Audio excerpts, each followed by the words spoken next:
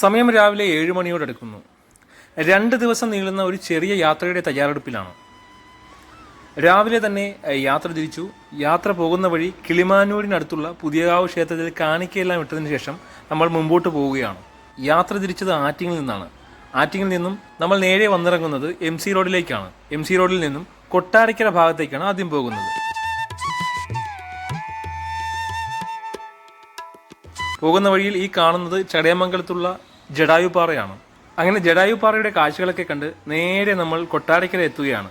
ആദ്യം ഞങ്ങൾ കയറുന്നത് കൊട്ടാരക്കര ശ്രീ മഹാഗണപതി ക്ഷേത്രത്തിലേക്കാണ്. കൊട്ടാരക്കര ഗണപതി ക്ഷേത്രം ഇന്ന് ശനിയാഴ്ചയാണ്. വലിയ തിരക്കൊന്നുമില്ല. സാധാരണ ഞങ്ങൾ എത്തുന്നത് ഞായറാഴ്ചയാണ്. ഞായറാഴ്ച ദിവസം നല്ല തിരക്കായിരിക്കും. എന്തായാലും കൊട്ടാരക്കര ഗണപതി ക്ഷേത്രത്തിൽ എത്തിയിരിക്കുകയാണ്. കൊല്ലത്ത് നിന്നും ഏകദേശം 25 കിലോമീറ്റർ അകലെയാണ് കൊട്ടാരക്കര ശ്രീ മഹാഗണപതി ക്ഷേത്രം സ്ഥിതി ചെയ്യുന്നത്. ഇത് കേരളത്തിലെ തന്നെ ഒരു പ്രധാന തീർത്ഥാടന കേന്ദ്രമാണ്. ഇവിടെ പ്രതിഷ്ഠ എന്ന് പറയുന്നത് ശിവഭഗവാനോടൊപ്പം ഗണപതിയാണ്. ഒത്തിരിയേറെ സവിശേഷതകളും പ്രത്യേകതകളുമുള്ള ഒരു ക്ഷേത്രം തന്നെയാണ് കൊട്ടാരക്കര ശ്രീ മഹാഗണപതി ക്ഷേത്രം. അതിലൊന്ന് കേരളത്തിൽ തന്നെ ലോകപ്രശസ്തമായ കലാരൂപമായ കഥകളി ആദ്യമായി അവതരിപ്പിച്ചത് ഈ കൊട്ടാരക്കര മഹാഗണപതി ക്ഷേത്രത്തിൽ നിന്നാണ് പറയപ്പെടുന്നത്. മറ്റൊരു പ്രത്യേകത എന്ന് പറയുന്നത് ഇവിടെ പ്രതിഷ്ഠിച്ചിരിക്കുന്ന ഗണപതിയുടെ വിഗ്രഹത്തെക്കുറിച്ച് പറയുകയാണെങ്കിൽ പ്രശസ്തനായ ക്ഷേത്രശില്പിയായ പെരുന്തച്ചനാണ് ഇവിടുത്തെ ഗണപതിയുടെ വിഗ്രഹം പ്ലാവിന്റെ വേരിൽ കൊത്തിയെടുത്തതെന്ന് പറയപ്പെടുന്നു. അതേ കൊത്തിയെടുത്ത ആ വിഗ്രഹം തന്നെയാണ് ഇപ്പോഴും ഇവിടെ പൂജിക്കപ്പെടുന്നത്. അങ്ങനെ കൊട്ടാരക്കര ഗണപതി ക്ഷേത്രത്തിൽ ദർശനമെല്ലാം കഴിഞ്ഞതിന് ശേഷം അവിടുത്തെ ഫേമസ് ആയ ഗണപതിയുടെ തന്നെ നിവേദ്യത്തിലൊന്നായ ഉണ്ണിയപ്പവും വാങ്ങിയതിനു ശേഷം നമ്മൾ യാത്ര തുടരുകയാണ്. നമ്മളിനി പോകുന്നത് എങ്ങോട്ടെന്ന് പറഞ്ഞില്ലല്ലോ. നമ്മളിനി പോകുന്നത് നേരെ എറണാകുളം ജില്ലയിലെ തൃപ്പൂണിത്തുറയ്ക്ക് അടുത്ത് സ്ഥിതി ചെയ്യുന്ന ചോറ്റാനിക്കര ക്ഷേത്രത്തിലേക്കാണ്. നമ്മുടെ ഈ യാത്രയിലെ ആദ്യ ദിനം കൊട്ടാരക്കര ക്ഷേത്ര ദർശനവും അതുപോലെ തന്നെ ചോറ്റാനിക്കര ക്ഷേത്ര ദർശനവുമാണ് ഉള്ളത്. ശനിയാഴ്ചയാണ്. അതുപോലെ തന്നെ രാവിലെ ആയതിനാൽ തന്നെ വലിയ തിരക്കൊന്നുമില്ലാത്ത റോഡിലൂടെ നമ്മൾ അങ്ങനെ ചോറ്റാനിക്കര ലക്ഷ്യമാക്കി പോവുകയാണ്. പോകുന്ന വഴിയിൽ ആര്യഭവനിൽ കയറി ബ്രേക്ക്ഫാസ്റ്റ് എല്ലാം കഴിച്ചതിന് ശേഷമാണ് നമ്മുടെ യാത്ര തുടരുന്നത്.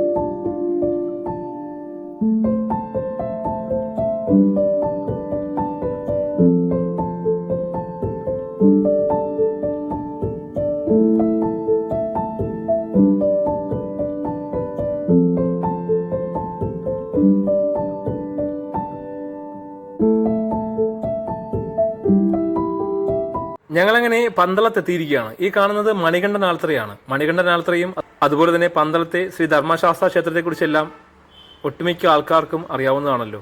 അങ്ങനെ വെയിലിന്റെ ചൂട് അല്പം കൂടി വരികയാണ്. എന്നിരുന്നാൽ പോലും യാത്ര മുൻപോട്ട് പോവുകയാണ്.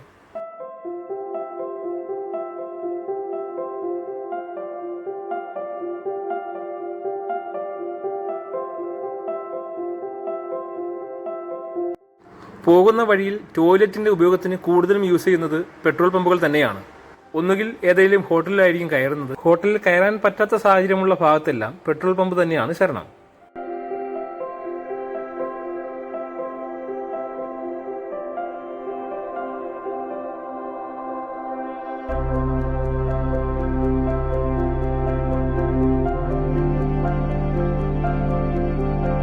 അങ്ങനെ കിലോമീറ്ററുകൾ പിന്തള്ളി നമ്മളിപ്പോൾ എത്തിയിരിക്കുന്ന ഭാഗമെന്ന് പറയുന്നത് ഏറ്റുമാനൂർ ക്ഷേത്രത്തിലെ വടക്കേ നടയുടെ കവാട ഭാഗത്താണ്. തൊട്ടടുത്ത് തന്നെയാണ് ഏറ്റുമാനൂർ ക്ഷേത്രവും സ്ഥിതി ചെയ്യുന്നത്.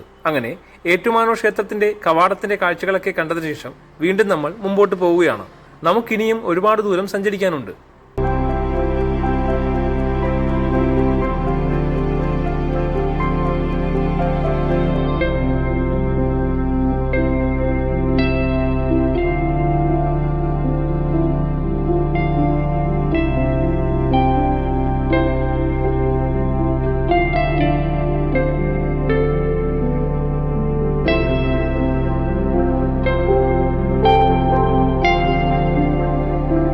ഉച്ച നേരമായിരിക്കുന്നു. സമയം 12:20. ഇനി പോകുന്ന വഴിയിൽ എന്തായാലും നല്ല ഹോട്ടലുകൾ ഉണ്ടോ ഇല്ലയോ എന്നുള്ള സംശയം കാരണം നമ്മൾ പോകുന്ന വഴിയിൽ തന്നെ ചെറിയ ഒരു വീട്ടിലൂണ് കിട്ടുന്ന കടയിൽ കയറി നല്ല ഊണ് കഴിച്ചതിന് ശേഷമാണ് യാത്ര തുടർന്നത്.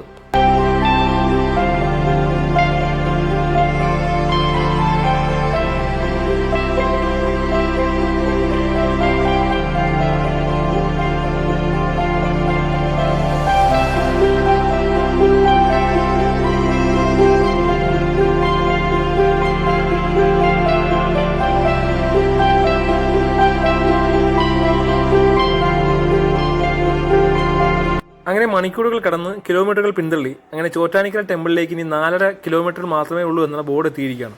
അങ്ങനെ 4.5 കിലോമീറ്ററും ഓടി ഞങ്ങളിപ്പോൾ എത്തിയിരിക്കുന്നത് ചോറ്റാനിക്കര ക്ഷേത്രത്തിനോട് സമീപത്ത് തന്നെ സ്ഥിതി ചെയ്യുന്ന ടെമ്പിൾ പ്ലാസ എന്ന ഹോട്ടലിലാണ്. ഇവിടെയാണ് നമ്മൾ റൂം ബുക്ക് ചെയ്തിരിക്കുന്നത്. ഇന്ന് ഞങ്ങൾ ഇവിടെയാണ് സ്റ്റേ ചെയ്യുന്നത്. ഇന്ന് വൈകുന്നേരത്ത് ക്ഷേത്രത്തിലെ ദർശനം കഴിഞ്ഞതിന് ശേഷം നാളെ രാവിലെ ഇവിടെ നിന്നും അടുത്ത ദിവസത്തെ ലക്ഷ്യസ്ഥാനത്തേക്ക് പോകേണ്ടതുണ്ട്.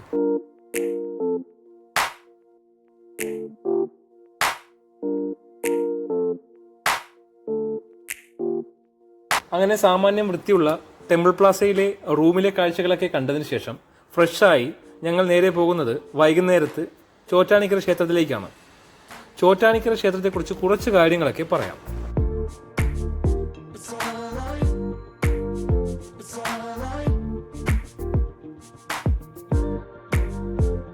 കേരളത്തിലെ എറണാകുളം ജില്ലയിലെ കണയന്നൂർ താലൂക്കിൽ ചോറ്റാനിക്കരയിലുള്ള പ്രസിദ്ധമായ ഒരു തീർത്ഥാടന കേന്ദ്രമാണ് ചോറ്റാനിക്കര ശ്രീ ഭഗവതി ക്ഷേത്രം. കേരളത്തിന്റെ വ്യാവസായിക തലസ്ഥാനമായ കൊച്ചിയുടെ നഗരഹൃദയത്തിൽ നിന്നും ഏകദേശം 12 കിലോമീറ്റർ തെക്കുമാറി തൃപ്പൂണിത്തറ പട്ടണത്തിൽ നിന്നും 6 കിലോമീറ്റർ അകലെയാണ് ചോറ്റാനിക്കര സ്ഥിതി ചെയ്യുന്നത്.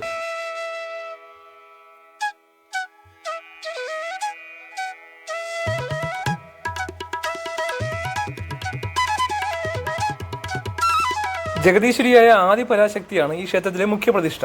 ചോറ്റാനിക്കര അമ്മ എന്നറിയപ്പെടുന്ന ഭഗവതിയെ മഹാലക്ഷ്മി ഭാവത്തിൽ തന്നെ മഹാവിഷ്ണുവിനൊപ്പമാണ് പ്രതിഷ്ഠിച്ചിരിക്കുന്നത്. ശരിക്കും പറഞ്ഞു കഴിഞ്ഞാൽ ചോറ്റാനിക്കര പോകുമ്പോൾ ആദ്യം പോയി തൊഴേണ്ടത് ദേവിയുടെ തന്നെ മൂലസ്ഥാനമായ പവിഴമല്ലിത്തറയിലാണ്. പവിഴമല്ലിത്തറയിൽ പോയി പ്രാർത്ഥിക്കാനും അതുപോലെ തന്നെ അവിടുത്തെ വിളക്കിൽ ദീപം തെളിയിക്കാനുള്ള ഭാഗ്യവും ഞങ്ങൾക്കുണ്ടായി.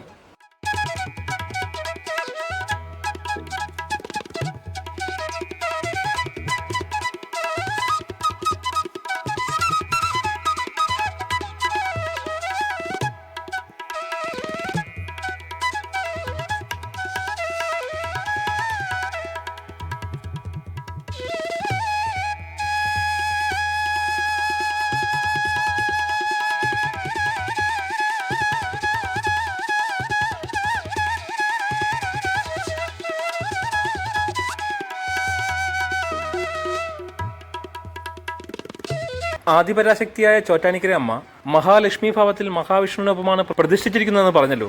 അതുപോലെ തന്നെ ഇവിടെ ഭദ്രകാളി സങ്കല്പത്തിലുള്ള മറ്റൊരു ക്ഷേത്രവും ഉണ്ട്. ആ ക്ഷേത്രത്തെ പറയുന്നത് കീഴ്ക്കാവെന്നാണ്. ഭഗവതിക്കും മഹാവിഷ്ണുവിനും പോലെ തന്നെ ഭദ്രകാളിക്കും തുല്യ പ്രാധാന്യമാണ് ഈ ക്ഷേത്രത്തിലുള്ളത്. ഇക്കാരണം കൊണ്ടാണ് അമ്മേ നാരായണ, ദേവി നാരായണ, ലക്ഷ്മി നാരായണ, ഭദ്രേ നാരായണ എന്ന പ്രസിദ്ധമായ നാമങ്ങൾ ഇവിടെ ഉടലെടുത്തത്.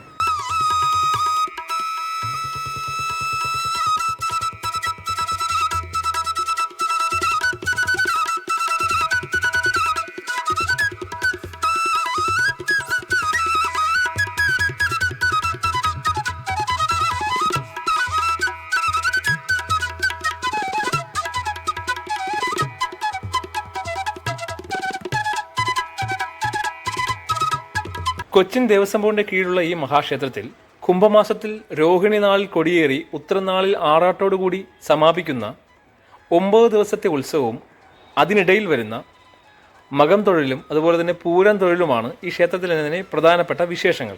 കൂടാതെ കന്നിമാസത്തിലെ നവരാത്രിയും അതുപോലെ തന്നെ വിദ്യാരംഭവും വൃശ്ചിക മാസത്തിലെ തൃക്കാർത്തികയും ഒക്കെ ഇവിടെ വളരെ വലിയ വിശേഷങ്ങൾ തന്നെയാണ്.